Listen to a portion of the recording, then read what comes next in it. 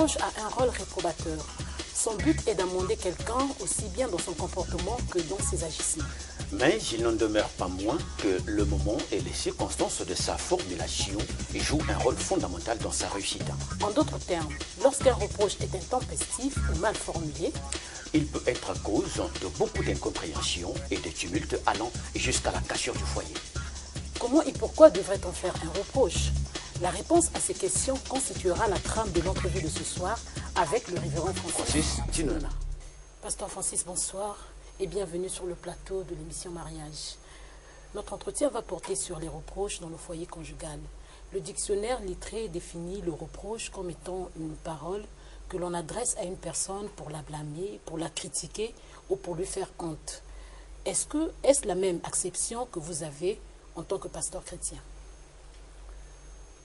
À quelques degrés, oui, mais il faut tout simplement noter le fait que quand le reproche est fait, il est toujours fait pour un but, et le but doit donc ici permettre de choisir déjà les moyens et de choisir donc comment on veut conduire ce reproche pour atteindre la finalité voulue.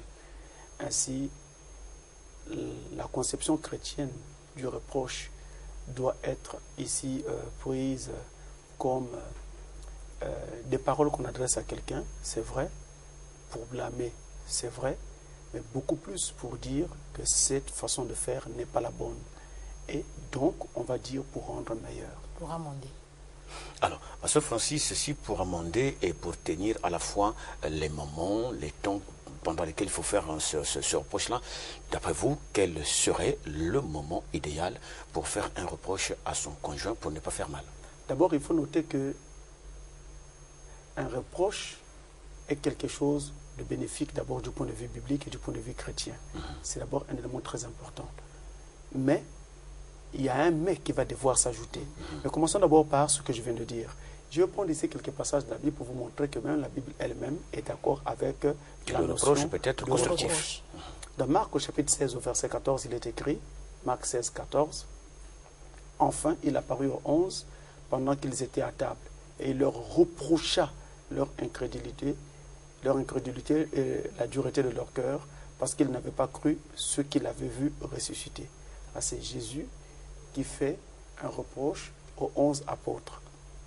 Aux 11, pourquoi? Parce que Judas n'était plus là, il était déjà parti. Il avait quitté le camp. Donc, il fait un reproche aux 11. Et ça, c'est Jésus lui-même. Ce qui montre que Dieu est tout à fait d'accord avec les reproches. Attention, toujours dans un sens entièrement constructif. Je prends notre passage, acte 11, le verset 2. Et lorsque Pierre fut monté à Jérusalem, les fidèles circoncis lui adressèrent des reproches. Vous voyez, donc c'est tout à fait normal que il y ait des reproches comme ça qui soient adressés donc de temps en temps parce que la Bible est d'accord avec cela. Mais je disais entre-temps qu'il y avait un mais qu'il fallait considérer. Reproche, oui, mais de quelle façon doit être fait ce reproche? Nous regardons dans la Bible, toujours dans le Nouveau Testament cette fois, nous regardons la Bible dans le Nouveau Testament toujours, dans le livre des Actes des Apôtres, lorsque Dieu adresse des lettres aux 7 âges de l'Église, il prend le soin de dire à ces différents âges qu'est-ce qu'il n'aimait pas au sein de ces âges. Et il disait, ce que j'ai contre vous, c'est ceci, ceci et cela. Mais entre-temps, avant de dire ce qu'il avait contre eux, il commençait toujours par élever le bon côté qu'il voyait dans ces âges. Donc, il louait leur bonne façon de faire. Je vous loue de ce que vous ne supportez pas les Nicolaïtes. Je vous loue de ceci. Je reconnais que vous avez ceci chez vous. Mais entre-temps, ce que j'ai contre vous, c'est que... Donc, avant de souligner quelque chose qui est mal fait, il serait bien, du point de vue biblique, de commencer d'abord par souligner ce qui est bien. Par faire des compliments. Vous faites des compliments, vous soulignez ce qui est bien fait. Après, vous pouvez maintenant apporter ce qui n'est pas bien fait. Et de cette façon-là, quand ces deux notions sont mises ensemble, louer le bon côté, condamner le mauvais côté, alors ça fait que la condamnation ou le reproche passe. Parce qu'on voit bien qu'on a affaire à quelqu'un qui reconnaît ce que vous faites de bien et qui donc est en train de vous faire un reproche naturellement pour votre bien. Vous le comprenez tout de suite. C'est très important. Maintenant, ces reproches-là ne peuvent pas être faites tout le temps. Parce qu'un couple, un foyer où on ne fait que vivre avec des reproches, c'est un foyer qui n'existe plus. La vie est purement mécanique. La vie devient difficile, on marche sur des œufs, on a du mal à savoir exactement qu'est-ce qu'il faut faire dans ce foyer qui sera apprécié et qu'est-ce qu'il ne faut pas faire qui sera condamné. Tout le temps, c'est comme ça dans ce foyer et on a du mal à vivre. Et quand c'est comme ça, on inhibe même l'élan de la femme, l'élan du partenaire qui aurait voulu donner un peu plus d'elle-même ou de lui-même pour le bien du couple, pour le bien du foyer. Cela est inhibé, sapé, annihilé quasiment. Alors, c'est pourquoi on ne peut pas vivre que par des reproches. Il faut donc laisser passer certaines choses. En d'autres termes, dans un foyer, on doit aussi accepter qu'il y ait une place à l'erreur. Parce que l'erreur est aussi constructive. L'erreur construit, l'erreur fait avancer, l'erreur aide à s'amender. Reproche, oui, mais pas à n'importe quel moment. Reproche, oui, mais pas devant les gens. Reproche, oui, mais pas devant les enfants. Reproche, oui, mais pas en public. Reproche, oui, mais pas de façon à rabrouer votre partenaire, à le discréditer, à le vendre aux enchères publiques, à le vendre vraiment moins cher.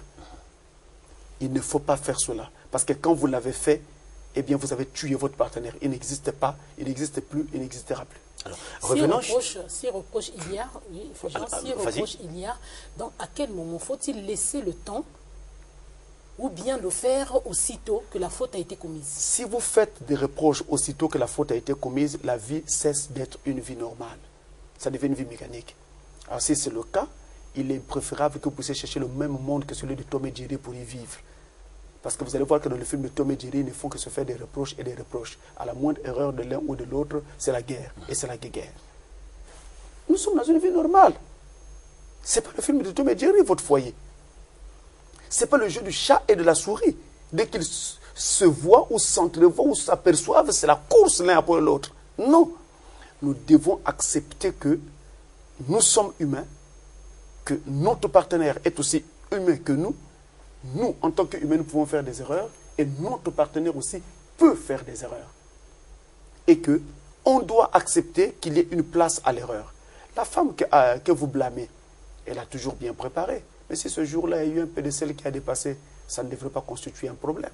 En tout cas, même si vous désavouez ce qui s'est fait, mais ça ne devrait pas constituer un drame.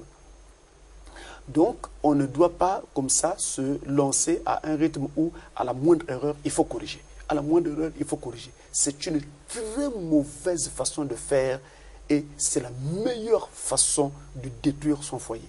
Je vous laisse apprécier l'oxymore. Si à la moindre erreur, on ne peut pas corriger Pasteur Francis, quelle est donc la marge qu'il faut prendre ou qu'on va observer pour apporter ce reproche? Mais ce qui est important ici, c'est que nous reconnaissions et que nous soulignions le fait qu'un reproche, du point de vue chrétien, on le fait pour rendre meilleur. Et d'ailleurs, même un enfant, quand vous le tapez ou vous le corrigez, en fait, c'est pour le rendre meilleur. Ce n'est pas pour lui faire mal. Si vous tapez votre enfant parce que vous voulez lui faire mal, afin qu'il ait mal, et entre guillemets, pour qu'il apprenne en ayant mal, vous avez péché devant Dieu. Et vous avez attristé l'ange qui accompagne cet enfant tout le temps. Donc, tout doit se faire uniquement dans le cadre de rendre les gens meilleurs. Alors, pour rendre donc meilleur, on n'est pas obligé de corriger la chose maintenant et tout de suite. Parce que si vous le faites maintenant et tout de suite, vous risquerez de le faire devant les gens. Votre femme ou bien votre mari à qui vous apportez ce reproche peut se sentir offusqué.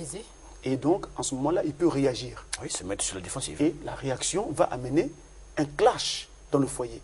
Et de ce clash, on peut donc arriver à un divorce. Mine de rien, ça part d'une toute petite discussion sur une fourchette, sur une cuillère, et on arrive à un divorce. Ce qui est vraiment lamentable. Alors, donc, on ne devrait pas faire comme ça. On peut laisser passer un jour, 2 jours, 3 jours, voire même une semaine, même un mois. Et ensuite, au moment où vous sentez que votre partenaire a l'esprit tranquille, a l'esprit apaisé et est plutôt de bonne humeur, vous vous asseyez à 2 dans un coin de votre chambre, vous êtes seul à 2 et personne n'est là et vous en parlez. Vous en parlez calmement. Vous ne vous mettez pas à vous disputer, à vous balancer des choses à la figure. Non, vous en parlez calmement. Non, dernièrement, nous étions en train de faire ceci et tu avais dit ça ou tu avais posé tel acte. vraiment, ça m'avait fait beaucoup mal. Je n'avais pas apprécié. Voici ce que la parole de Dieu dit. Voici ce que je souhaiterais que nous fassions pour que notre couple vive mieux. Vous voyez, le langage est tout à fait doux, le langage est tout à fait ténu, et même l'esprit dans lequel vous parlez, c'est un esprit de conciliation, un esprit de construction. Cela demande beaucoup de maturité. Mais on ne peut pas aller faire un foyer si on n'est pas mature. Vous êtes un petit jeune premier, vous voulez faire un foyer, ça veut dire quoi? Il faut être mature avant d'aller faire un foyer. La même chose, si vous avez un enfant qui a été, s'est retrouvé en grossesse, elle n'a pas encore de maturité, ne connaît rien de la vie, vous prenez, vous allez jeter dans un foyer, vous sacrifiez votre enfant. Vous sacrifiez votre enfant. On ne doit pas faire ça. Le couple demande la maturité. Regardez, un couple, un foyer, c'est la colonne vertébrale de l'Église et c'est aussi la colonne vertébrale d'une nation. Une Église est faite d'adeptes. Et ces adeptes-là vivent dans des foyers. Donc, même si les parents, papa et maman ne viennent pas dans cette église, mais l'enfant qui vient à l'église, là, il est dans un foyer. Et donc, ce qui fait que, si déjà depuis le foyer, l'enfant est parfaitement tenu, correctement tenu, et dans le foyer, il y a une certaine discipline qui règne, un certain ordre de vie, les gens ont leur tête sur leurs épaules, eh bien, ça fera que l'église aussi avance correctement. On ne viendra pas dans l'église pour épier la liberté des uns et des autres. On ne viendra pas à l'église pour s'ingérer dans les affaires d'autrui. On ne viendra pas à l'église pour voler. Parce que vous êtes déjà dans un foyer sérieux, rigoureux, où la vie est parfaitement cadrée. Et c'est la même chose dans un foyer. Quand vous sortez d'un foyer correct, mais en mettant le pied hors du foyer, vous êtes dans la rue, vous êtes à l'école, vous êtes au travail. Mais au travail, dans la rue et à l'école, vous êtes la prolongation de votre famille. Vous êtes la publicité de votre famille. Et j'ai toujours dit qu'on ne doit pas faire honte au nom de sa famille, au nom de son père. Parce que quand vous irez poser un forfait à l'extérieur, on dira un tel a fait. Et automatiquement, on fait le corollaire. De quelle famille est-il? Qui est-il? Donc, il n'y a pas que vous qui êtes sali. Il y a aussi votre femme, vos enfants. Et il y a aussi votre famille. Votre père, votre mère et vos frères et sœurs sont tous salis par cette situation. Donc, en ayant un foyer parfaitement tenu, eh bien, on aura donc une nation qui sera aussi équilibrée. Voilà pourquoi nous disons que le foyer est la colonne vertébrale de l'Église, mais le foyer est aussi la colonne vertébrale de la nation. C'est fondamental que dans le foyer, ça marche, pour que dans la nation et dans l'Église, ça marche aussi, et même dans nos sociétés. Révérend Francis, tout à l'heure, vous avez cité les fourchettes, les cuillères qui peuvent engendrer donc des problèmes, allant jusqu'à la cassure du foyer. Or, dans un foyer, nous avons plusieurs domaines. Nous avons le domaine de l'éducation, nous avons la tenue de la maison, nous avons la cuisine, nous avons l'économie, nous avons beaucoup de cas comme ça, beaucoup de domaines. Alors, je voudrais bien savoir sur quel cas ou quels sont les cas susceptibles de faire un reproche, tant que ce soit la femme que ce soit l'homme. Tous les domaines que vous venez de citer, et même ceux que vous n'avez pas cités, constituent ici ce qu'on appelle la vie, et la vie du foyer. Et donc, pour tout ce qui concerne la vie, on doit s'amender chaque jour. On s'améliore et on essaie d'aller de l'avant en donnant le meilleur de soi. Donc, il va aussi de soi qu'on peut apporter un reproche dans n'importe lequel de ces domaines. On peut apporter un reproche pour dire, voilà, ici, il serait mieux qu'on fasse comme ceci, il serait mieux qu'on fasse comme cela, dans n'importe quel domaine. Mais c'est toujours intéressant, j'insiste, de veiller à la construction. On ne corrige pas parce qu'on veut démolir, mais on corrige parce qu'on veut construire. Et qui dit construction, dit veiller sur son langage. Parce que les mots que vous allez sortir, vous voulez corriger quelque chose et vous pouvez en même temps engendrer un autre mal. Parce qu'il y a des mots qui font mal. Les paroles sèches, ça blesse comme un glaive. Les paroles dures, ça déchire comme un couteau. Voilà pourquoi il faut veiller sur son langage. Il faut aussi comprendre qu'une fois qu'on est dans une vie commune, on est dans une vie à deux, ça veut dire que nous avons choisi de passer la vie ensemble jusqu'à ce que Dieu rappelle chacun de nous. Et donc, les erreurs que nous constatons ne doivent pas vouloir dire que comme je vois telle erreur, je dois divorcer. Ou comme je vois telle faiblesse, je dois me séparer d'elle. Ça ne doit pas être le cas. Le divorce ne doit pas et ne doit plus exister dans nos pensées. Et en ayant cette pensée-là, où il n'y a pas une place donnée au divorce, il n'y a pas une éventualité quelconque au divorce, alors en ce moment-là, la vie se vivra mieux. Tout ce que je dirai à mon partenaire, je le dirai parce que je veux qu'elle devienne meilleure. Parce que je veux que mon partenaire devienne meilleur et que le foyer vive en ayant l'harmonie nécessaire. Mais pourquoi attendre seulement qu'il y ait des reproches? On peut aussi anticiper. On peut avoir une réaction proactive. Donc, on agit en avance. C'est-à-dire, on prévient les mots avant que les mots n'apparaissent. En faisant quoi? En veillant tout simplement au dialogue. Si vous parlez, si vous avez l'habitude de partager, de dialoguer, d'échanger, il n'y aura pas de problème dans le foyer. Et vous verrez que même les reproches passeront facilement. Vous avez dénoncé le fait de faire des reproches devant les parents, devant les voisins. Or, vous avez des partenaires qui, lorsque vous êtes à deux, n'écoutent pas, ne supportent pas les reproches. N'est-il pas mieux de le faire devant les gens pour les amener finalement à comprendre, à écouter? C'est-à-dire à faire intervenir une tierce personne qui vous assiste pendant que vous reprochez. Bon, très bien. Quand vous voulez faire intervenir une tierce personne, cela veut dire que vous reconnaissez déjà votre faiblesse. La faiblesse de celui qui veut reprocher. Oui. C'est-à-dire qu'il n'est pas capable de... vous êtes incapable de tenir votre foyer, de conduire votre foyer. Donc, c'est aussi une preuve d'immaturité. Vous le faites une fois, une deuxième fois, une troisième fois, une énième fois. Vous avez perdu votre autorité dans ce foyer-là. C'est terminé pour toujours. Votre femme, si c'est elle qui est concernée, ne vous écoutera plus jamais. Parce qu'elle sait que cet homme n'a pas d'autorité. Il parle dans le vide, il parle en l'air, mais il ne fera rien.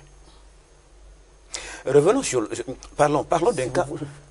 Parlons, pasteur Francis, c'est d'un cas... Ce n'est peut-être pas un problème de manque d'autorité, pasteur, mais vous avez, il y a des femmes qui sont têtues. Permettez que je le dise ainsi. Et donc, pour l'homme, c'est mieux peut-être de parler devant sa mère ou devant son papa pour l'aider à mieux comprendre. Lorsqu'il y a eu... Lorsqu'il y a eu récidive, pasteur... C'est comme si vous étiez aussi en train d'encourager les hommes à donner quelques gifles à leurs femmes. Je n'encourage pas cela, pasteur. Mais quand on est trop têtu, il faut essayer de ramollir. Je sais pas. Écoutez, honnêtement, lorsque vous faites un reproche à votre parent, à votre frère, à votre soeur, ou même à votre partenaire, puisque nous sommes dans le cadre d'un couple, devant les gens, vous avez tué votre partenaire. L'amour voudrait que l'extérieur ne sache pas ce qui ne va pas entre vous. Donc, votre couple doit rester et demeurer un mystère devant les gens. Ils ne savent pas qu'est-ce qui se passe à l'intérieur, qu'est-ce qui se vit à l'intérieur. Même quand vous souffrez. Même quand vous souffrez. Mais quand vous souffrez, vous faites quoi? Vous avez la prière. En dehors du dialogue, il y a aussi la prière. Voilà un côté que les chrétiens oublient d'explorer. Il y a aussi la prière. Donc vous parlez, si la parole ne passe pas, si le dialogue ne passe pas, si par l'échange, on n'est pas arrivé à changer son partenaire, on prie. Maintenant, si par la prière, on n'est pas arrivé, il y a une voie autorisée par Dieu, c'est aller consulter son pasteur. C'est une voie autorisée par Dieu. Voilà ce qui peut être fait pour arriver donc justement à ce que votre partenaire soit ramené à la raison et votre partenaire soit ramené à l'équilibre et que ça soit bien pour tout le foyer. Revenons, Francis, tout à l'heure, vous avez déconseillé de rabâcher les mêmes reproches à votre conjoint. En cas de récidive sur un même cas, où le reproche a été donné une fois, deux fois, trois fois, est-ce que la énième ou le énième cas qui se présenterait ne vous permettrait pas d'avoir un ton élevé? Bon, je sais que humainement parlant, ça peut arriver, et Dieu seul sait combien de fois déjà ça arrive dans les couples. Mais ce n'est pas une bonne façon de faire. Un ton élevé ne conduit à rien, mais un ton élevé peut conduire à la violence. Et la violence, elle commence d'abord par être verbale avant de devenir physique. En général, quand une violence physique est manifestée, eh bien, elle commence toujours par une violence verbale. Donc, on peut éviter ça. Ce n'est pas une bonne façon de faire. Ne pensez pas que pour vous faire écouter, il faut que vous haussiez le ton. Ce n'est pas nécessaire. Au contraire, pour se faire écouter, il faut plutôt utiliser la sagesse. Utiliser des mots appropriés, utiliser un langage approprié, utiliser des exemples tout à fait adaptés pour amener à la compréhension. Et surtout, si votre partenaire est conscient ou consciente, selon le cas, eh bien, s'ils sont conscients ou conscientes que vous les aimez et que vous n'essayez pas de dire ces choses parce que vous voulez simplement les mettre dans l'embarras, leur faire souffrir, il n'y aura pas de problème, le message passera. Maintenant, quand vous dites, On a parlé une fois, on a parlé une deuxième fois, une troisième fois, une énième fois, ça ne passe toujours pas. Eh bien, continuez maintenant à attendre en prière que Dieu touche votre partenaire et change votre partenaire. Mais vous n'allez pas vous séparer parce qu'il y a un point sur lequel vous ne vous entendez pas. À ce moment-là, on s'abstient carrément des reproches. On n'en fait plus. En ce moment-là, on évite maintenant de faire des reproches sur ce point-là parce que ça ne produit rien, ne produira rien et ça ne va faire que détruire le climat de vie dans la maison. L'atmosphère de vie sera complètement détruite. Et pendant qu'on adopte cette attitude, doit-on être dans la joie ou doit-on être indifférent? Pourquoi être indifférent? Mais on ne va pas aussi dire qu'on va être content, en fait dans la joie, manifester une certaine euphorie, là où vous n'êtes pas satisfait, là où vous n'êtes pas content.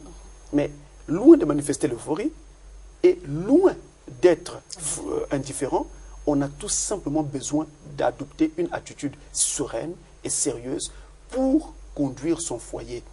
Parce que le conducteur du foyer, c'est justement le mari. Si vous repoussez votre femme dans un coin, vous n'allez pas l'aider. Mais si vous l'attirez par l'amour, eh bien, cet amour finira par être contagieux et gagner votre femme pour qu'elle se rende compte que tout ce que cet homme me dit, il me le dit.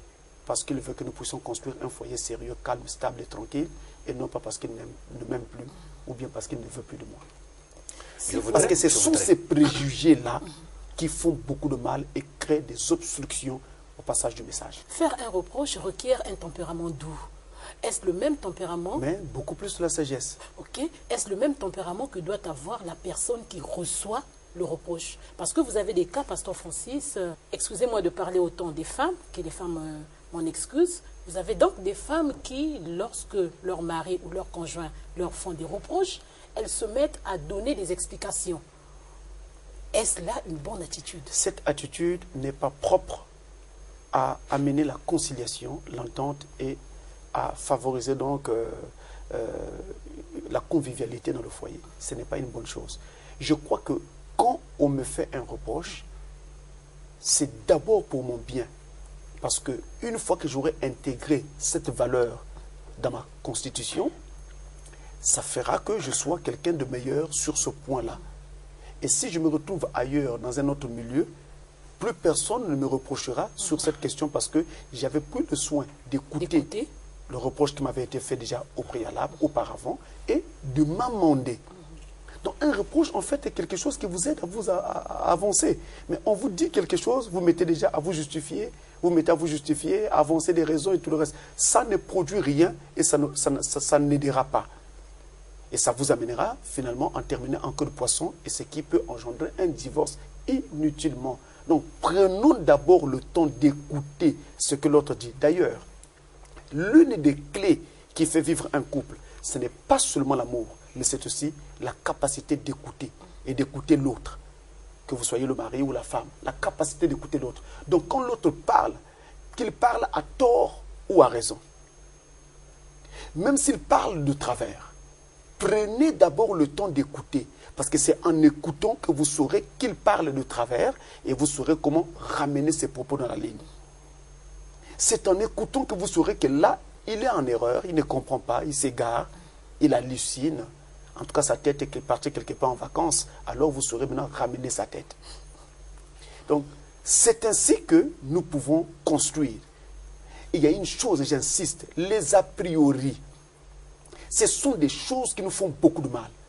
L'homme a à peine commencé à parler, il est à peine à 2-3 mots, la femme dit déjà, ouais, je sais, toi tu es toujours comme ça, tu veux dire, alors qu'on n'a encore rien dit. On n'a encore rien dit. Et il y a aussi des hommes qui sont comme des femmes, j'en ai croisé, qui sont vraiment comme des femmes. Ils ont la langue bien pendue. Donc parlent beaucoup. Ils ont la langue bien pendue et parlent comme des femmes. Donc, de part et d'autre, on doit simplement apprendre à écouter. C'est l'une des clés qui fait vivre un couple. Apprendre à écouter, tendre l'oreille. Quand vous entendez parler des gens qui vont à l'extérieur vers d'autres partenaires, le plus souvent, ce n'est pas toujours pour une question d'argent que la femme dit, voilà. La question d'argent existe bien sûr, mais ce n'est pas toujours pour l'argent que la femme va chercher un autre partenaire à l'extérieur. Ou pour une question de sexe. Mais c'est aussi, et j'ai presque envie de dire surtout, parce qu'elle n'a pas en face d'elle, quelqu'un capable d'écouter. Quelqu'un qui est capable de l'écouter, qui est capable de prêter l'oreille à sa voix, qui est capable d'être attentionné sur elle et donc de prêter attention à ses problèmes, à sa situation. Une femme qui trouve une oreille attentive, eh bien, en général, cette femme-là donne son cœur à cet homme. Il y a plusieurs cas dans les foyers où lorsqu'on fait un reproche, celui ou celle à qui on fait un reproche commence à vous compter le nombre de fois que vous-même vous avez commis des erreurs. Et donc, du coup, vous commencez comme à faire la parité des erreurs, de sorte que le reproche que vous me faites, en fait, il est annulé dans la mesure où vous-même, vous n'êtes même pas capable d'être parfait. Bon, est-ce que vous pensez que c'est un foyer qui peut se construire dans une telle circonstance? Le chef du foyer était censé briller par l'exemple. Déjà, ça, c'est un fait, indéniable d'ailleurs. Mais il faut noter qu'un reproche qui m'est fait, qui m'est adressé, est d'abord quelque chose qui est fait pour mon bien. Et donc, je devrais plutôt bien accueillir la chose parce que ça ajoute à mon système de valeurs et me permettra alors de pouvoir être meilleur dans le domaine dans lequel j'ai eu ce reproche. Et ça permet de s'amender. On ne devrait vraiment pas refuser un reproche. Pasteur Francis, juste deux petites questions avant de mettre un terme à notre entretien. Que faire quand on se sent menacé, culpabilisé, frustré par des reproches de son partenaire? Je crois qu'il faut trouver un temps où vous vous asseyez, vous êtes à deux, et vous faites comprendre à votre partenaire que vous n'appréciez pas cette façon de faire et que cela est tenté de vous tuer. Si le message passe, gloire à Dieu. Si le message ne passe pas, vous vous en remettez à Dieu pour que le Seigneur s'en souvienne. Donc vous priez. À défaut, vous pouvez aussi consulter votre pasteur pour lui faire remarquer ce qui est devenu récurrent dans votre foyer et lui dire combien vous n'appréciez pas cette façon de faire. Et je tiens aussi à souligner qu'on ne doit jamais vivre dans un foyer en faisant des reproches sur tout et sur rien. Pour une épingle qui est tombée sur la table, on reproche. Trop de reproches tue l'amour. Pour ceci ou pour cela, vraiment, on reproche. Ça tue l'amour, justement. Ça tue la vie dans le foyer. Même les enfants ne sauront plus sur quel pied danser dans ce foyer-là. Or, un foyer est censé être d'abord un milieu de vie où la convivialité règne. On se sent à l'aise. Et quand on sort du stress de la rue, du stress du travail et du stress de l'école, on peut venir se ressourcer à la maison, se refaire à la maison. Mais il faut que dans cette maison règne une atmosphère de bonne entente, une atmosphère bon enfant. Mais si ce n'est pas le cas, à la moindre erreur, moindre chose reproche. Mais non, attendez, nous sommes des êtres humains. Il faut qu'il y ait une place à l'erreur. Nous comprenons que trop de reproches tuent l'amour. Est-ce que pour éviter cela, on peut dire à son conjoint qu'on en a marre de ses reproches? On ne peut pas aller dire à son conjoint comme ça, lui balancer à la figure qu'on a marre de ses reproches. Non, on doit plutôt lui dire que non, cette façon de faire est en train de beaucoup déranger, c'est tout. Pasteur Francis, merci. C'est bon. C'est la fin de notre entretien qui a porté sur les reproches dans le foyer conjugal. Merci de nous avoir suivis. Au revoir et à bientôt sur Canal 7.